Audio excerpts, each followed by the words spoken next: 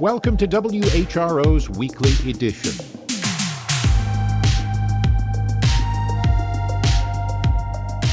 I'm Doug Boynton. In this week's program, Greenland's ice is melting away.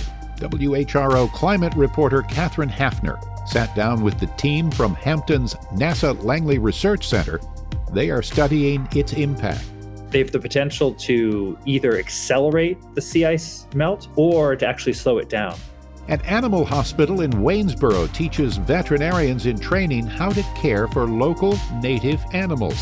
And WHRO's Barry Graham wraps up our multi-part look at the area's ward systems with a look at what's happening in Chesapeake and Virginia Beach. But first, this news update from NPR.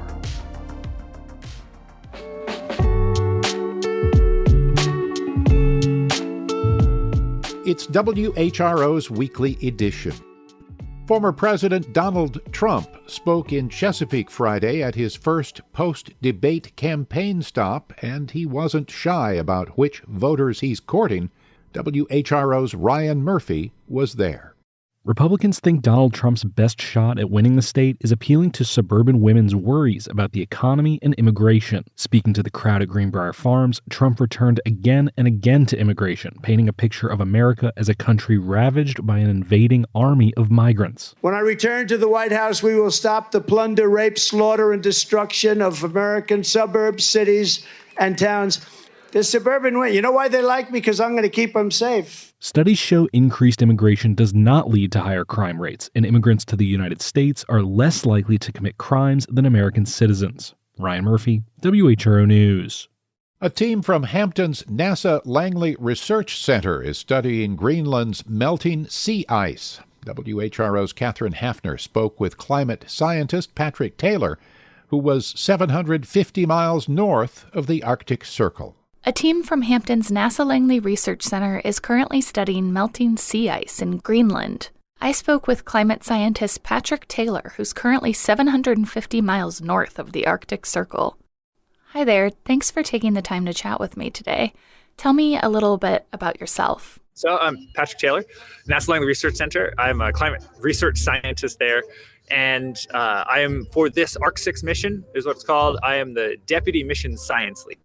Taylor was standing outside at the Chesapeake Space Base where the sun never sets. We took a brief interlude while he relocated for better service on Zoom. Whew, it's also warmer in here. Okay, let's try that from the top. Tell me about the ARC-6 mission. Yeah, absolutely. So ARC-6 stands for the Arctic Radiation Ice Cloud Aerosol Interaction Experiment. The objective is to track the evolution of summertime sea ice melt in the multi-year sea ice that exists north of Greenland. This multi-year sea ice is kind of the last bastion in the Arctic, because over the last 40 years, we've lost a lot of sea ice. And so we're tracking the sea ice to understand better what the different factors are that influence its melt. In particular, focusing on the role of clouds. We don't have a lot of observations of them, but they have the potential to either accelerate the sea ice melt or to actually slow it down. We're here gathering data to understand in what conditions and in what situations are the clouds accelerating sea ice melt versus maybe slowing it down. And what does that look like in terms of field work? We've been here for almost 3 weeks now. We've had so far 9 research flights, 8 of those with 2 NASA aircraft. So it's flown anywhere from 300 feet off the sea ice surface in clear conditions, which is an amazing view of the sea ice, up to about 20,000 feet. When it flies at those different levels, it measures the sea ice characteristics at high levels with actually a LiDAR, so a laser beam that tells us about the roughness of the ice, the topography. And then when we're down in clouds, we're getting the microphysical characteristics of clouds, which means how many droplets are inside the clouds versus how many ice crystals, and how big are they, their sizes. What's the most surprising thing you've learned or seen so far? How dynamic the sea ice is and how much it changes from day to day. As a sea ice researcher, I know that the sea ice isn't stationary, but when you actually sit down and watch it every day, it changes a lot. It changes very fast. And then the last thing that actually has been really surprising and eye-opening is the different types of pollution that we've seen in the atmosphere. The Arctic really kind of collects a lot of air from other regions of the planet. We've seen some dust and some pollution from Asia and from the US. As someone from Hampton, can you talk about the connection between what you're studying up there and some of our local issues like flooding? So the Arctic is a key part of our global climate system. Things that happen on one side of the planet affect folks that live on the other. And so the Arctic kind of has these ripple effects with a global reach. The changes in the Arctic have influences on weather systems that we see in Hampton Roads. More sea ice melt corresponds to a more rapidly warming Arctic. A more rapidly warming Arctic corresponds to greater Greenland ice sheet melt and greater melt of land ice across the Arctic, which will influence sea levels and potentially raise sea levels faster in Hampton Roads, exacerbating the flooding. And so even though the Arctic feels very far away at times, we are connected to it.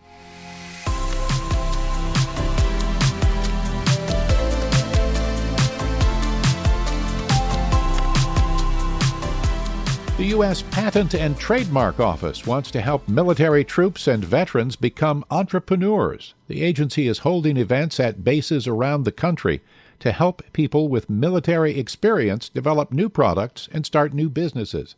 Andrew Dyer of the American Homefront Project introduces us to a pair of veterans who hope to make money by solving a common annoyance of Navy life.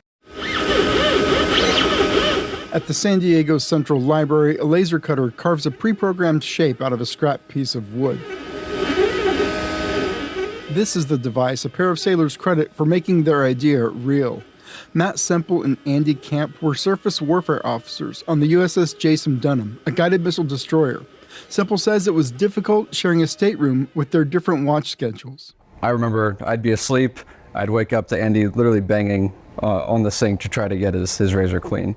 Sailors are required to shave every day. It's something Camp says they're indoctrinated with from the first days of training, and it's something they think a lot about. He started thinking about just how annoying that was. Because everything about shaving is worse on a ship, right? The bathroom's tinier, the water pressure's worse, the lighting's worse, whatever. The pair had an idea. What if razor cartridges could be cleaned without the mess and racket of banging on a sink? Camp began sketching designs, and what emerged was an early version of the razor rinser. It's a small plastic device that pushes water through disposable razor cartridges, keeping the blades fresh and hair out of sinks. I think by the time we left that deployment, we had the general shape of it, which is basically just a pump that sprays water through your razor blade and then recycles it through filters. Even while Semple and Camp were still deployed in the Mediterranean, they began to think their idea could have commercial potential. Kathy Vidal is the Undersecretary of Commerce for Intellectual Property and Director of the U.S. Patent and Trademark Office. She says entrepreneurship isn't unusual in the military community. They have unique skills that you get from moving from base to base to moving from job to job. You've got to learn subject matter quickly. You've got to be innovative. In 2022, the Patent Office began hosting entrepreneurship fairs at military installations across the country. Vidal says the idea is to bring local resources together to help get service members, military spouses, and veteran inventors on the right path. We can talk about the entire journey. How do you know when you're ripe to be an entrepreneur, when you're willing to take that risk? How do you get the funding? What are different ways of doing that? What are the support structure around you? Camp attended one of the Patent Office roadshows at Naval Base San Diego and was ready to take the next step to develop a prototype. The pair needed a makerspace, and Camp says they found one where they didn't expect. I was shocked to see that the predominant one in San Diego is at the Central Library, and it's also free. That's the Idea Lab at the San Diego Central Library. We have a die cut machine, we have sewing machines, embroidery machines. Librarian Katherine Hong says the lab has equipment anyone might need to bring an idea to life. Sergers, dye sublimation, we have a small CNC machine. The staff can show anyone how to use them and help budding entrepreneurs with other aspects of developing their products. After a lot of trial and error, Camp demonstrates their invention. When you push down, the water gets accelerated through the slots and through your razor blade. This shape, because of the gasket around the outside, forces water between the blades, so it actually flushes the hair and gunk out. Both sailors have just separated from the Navy. The pair hoped to raise $10,000 in startup funds on Kickstarter. But when their campaign ended in May, they'd raised almost $70,000 from more than 1,300 backers. Some are service members dealing with low water pressure aboard ships, but others just want to save water at home or avoid the mess of shaving. Camp says they're ramping up for their first production run and plan to sell the razor rinser for $30. In San Diego, I'm Andrew Dyer.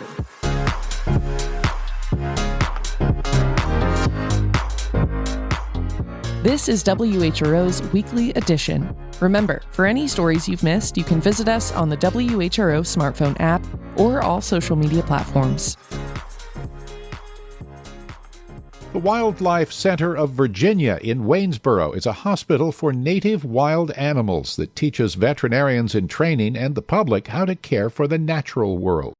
They've admitted increasing numbers of bald eagles in recent years, including one from Chesapeake.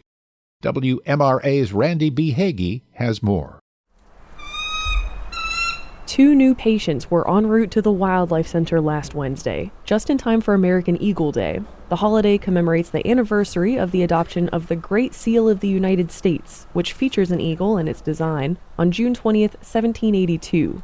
Dr. Cara Pierce, Director of Veterinary Services at the center, told me about the expected arrivals. One of them is a transfer from the Southwest Virginia Wildlife Center. I think it just was found on the ground, not flying. And then the other one is coming from, I think Virginia Beach, is a transfer from a rehabilitator as well. And I believe it had a leg injury. So we'll see when they get here. Being ogled by a human reporter is a stressful experience for an injured wild animal, so I didn't visit the patients myself. The eagle you hear in the background is 16-year-old Buddy.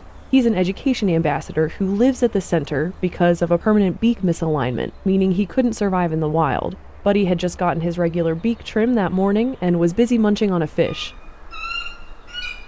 Bald eagle populations have rebounded dramatically since the 1960s, but with increasing numbers come more eagles trying to find habitat and food alongside humans. They are doing better in the wild, which is great. Their numbers have kind of rebounded from a previous low. But with that, they are struggling sometimes to find appropriate habitat to live in or choosing to live in habitat where there might be a higher risk of conflict with humans. That has resulted in more and more bald eagle patients coming to the center. 20 years ago, they admitted 21 of the raptors. That number rose to a record-breaking 66 bald eagles last year, and they're on track to match that number again this year. We get a ton of bald eagles that were hit by cars. Oftentimes they're actually scavenging on the side of the road, so they might find like a hit by car opossum on the side of the road. That's a great meal for a bald eagle. If there is something dead they can go for first that is to their liking, they're going to go for that. But often those things are on roadsides, putting them at risk potentially to be hit by car. She said 3 out of every 4 eagles coming in test positive for some amount of lead in their blood,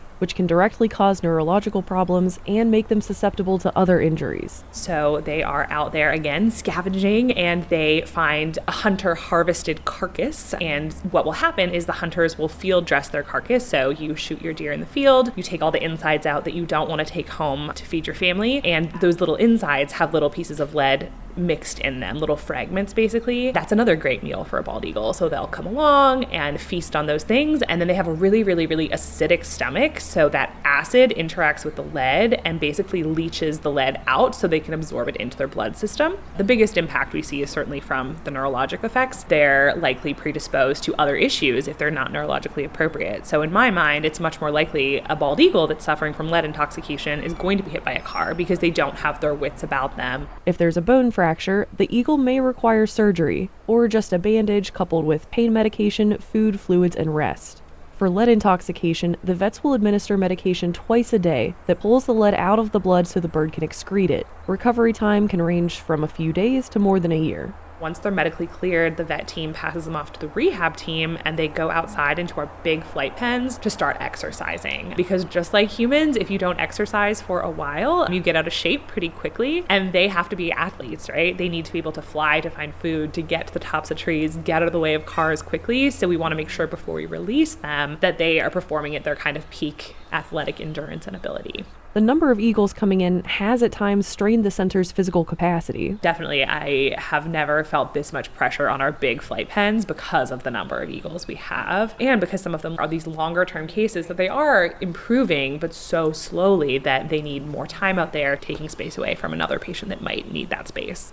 To protect your local eagles, the center advises hunters to use non-lead ammunition. Motorists should be mindful while driving and not throw trash out of the car. Even something that seems innocuous, like an apple core, can attract a raccoon to the roadside, which then draws in an eagle. I'm Randy B. Hagee.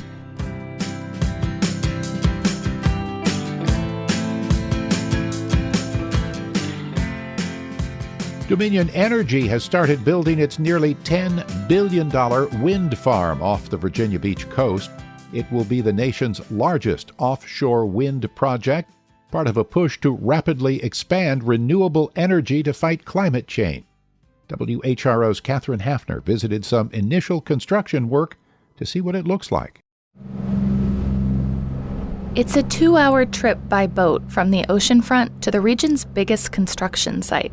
As you approach, something appears on the horizon. 2 structures towering over the water, each taller than the Washington Monument. It's so exciting every time I come out here to be able to see it.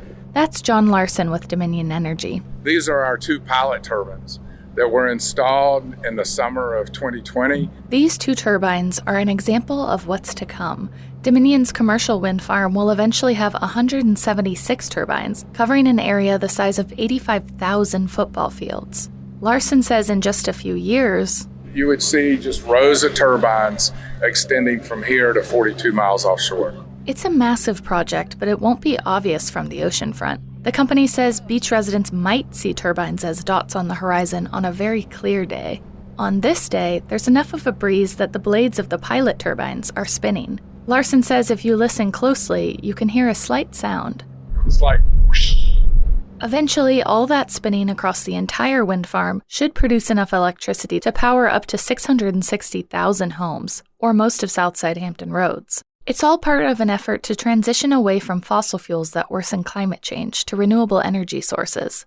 Construction started in May and will last through late 2026. Parts for the wind turbines are coming from all over the world, including Germany, Portugal, Mexico, and Vietnam.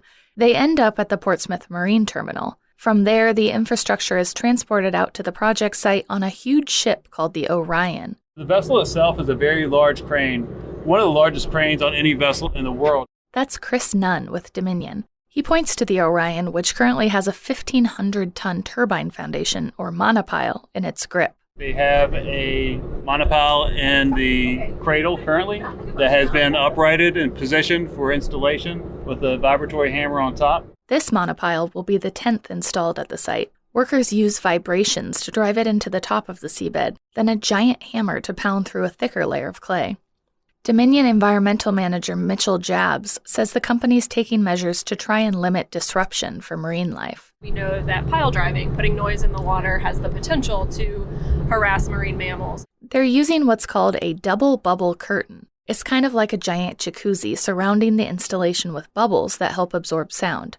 Jabs says they also have observers on board the Orion to scout for animals passing through and pause construction if so. Dominion is currently facing a federal lawsuit from conservative groups that argue the Virginia Beach wind farm threatens endangered whales. Scientists say there's no evidence linking the industry to whale deaths. But construction isn't only happening out in the ocean. The company has to get the energy generated back on shore. That's where underwater cables come in. The cables are how we get our power from the wind farm. That's Chris Nunn, back on land in Virginia Beach. He's standing on the beach at the State Military Reservation, where 9 ocean export cables will come ashore. He walks over to a huge open pit with giant holes in the side. Each one of those is where a direct pipe will be installed, and we'll be receiving our ocean export cables from the wind farm. When it's all done, these pipes will be hidden underground. This site will return to being a grassy field used as a rifle range. Dominion says it'll finish most onshore construction by the end of next year. Katherine Hafner, WHRO News.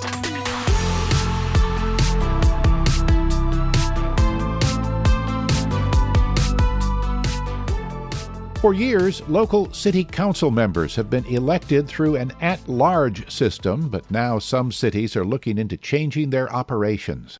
WHRO's Barry Graham kicks off the story with Joshua Zinger, an associate professor of political science at Old Dominion University, who explains the process. For years, local city council members were elected through an at-large system where top vote-getters take a seat on council. Joshua Zinger, associate professor of political science at Old Dominion, explains the process. So with an at-large election, the entire city, opposed to being broken down into specific wards or districts, votes on a slate of candidates. And imagine, let's say it's an at-large election with a 9-member city council. Everyone in the city casts 9 votes, and the top 9 vote getters are who is represented on the city council. Black candidates for city council were routinely shut out of City Hall in Norfolk. Through 1977, only 2 black candidates had been on city council, despite a sizable 35% black population in the city. Herbert Collins and the city's NAACP chapter launched and won a lengthy court battle to install a hybrid ward system in the 1980s. They argued that the at-large system violated the Voting Rights Act. When the Voting Rights Act was renewed in the early 70s, they changed the language to discriminatory effect from discriminatory intent, which is a much lower bar to clear. Zinger says you have to prove discriminatory effect, not intent. Think about places with histories of racial division and racially divided politics. The more extreme the division and preferences between whites and African Americans, the easier discriminatory effect is usually to show. Since then, the 5-ward system has consistently had 2 black representatives and one of the at-large seats. The Norfolk case launched other 757 localities and parts of North Carolina, like Elizabeth City and Camden, into ward-based elections.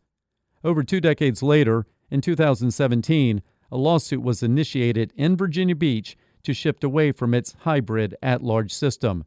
Attempts to make the change permanent in its city charter were rebuffed by Governor Youngkin, who cited a pending legal challenge. And the Chesapeake NAACP in May called for changing its at-large system. Councilman Don Carey says black citizens feel shut out.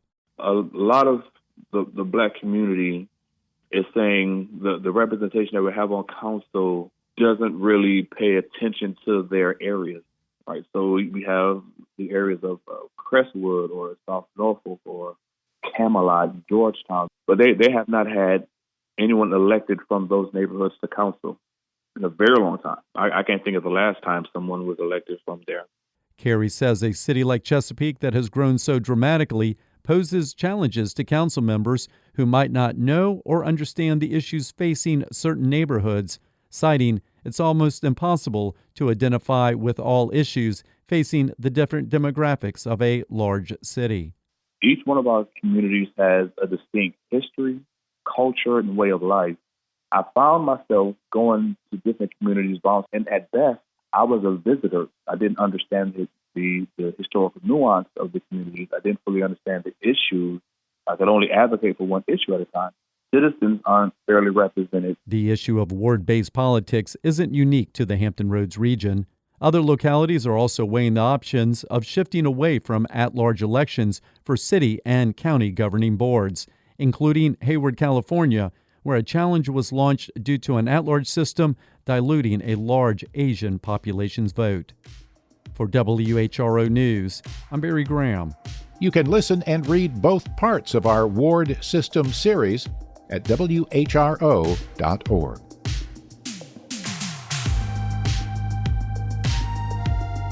You've been listening to WHRO's Weekly Edition. We had help today from Ryan Murphy, Katherine Hafner, and Barry Graham, Andrew Dyer with the American Homefront Project, and WMRA's Randy B. Hagee. Thanks also to Connor Worley, who produced today's broadcast. A reminder, you can always catch full episodes on the Weekly Edition podcast feed, and you can get your news updates at WHRO.org, the WHRO Reports podcast feed, and from the WHRO app on your smartphone. For all of us at WHRO and WHRV, I'm Doug Boynton. Stay safe. Be well.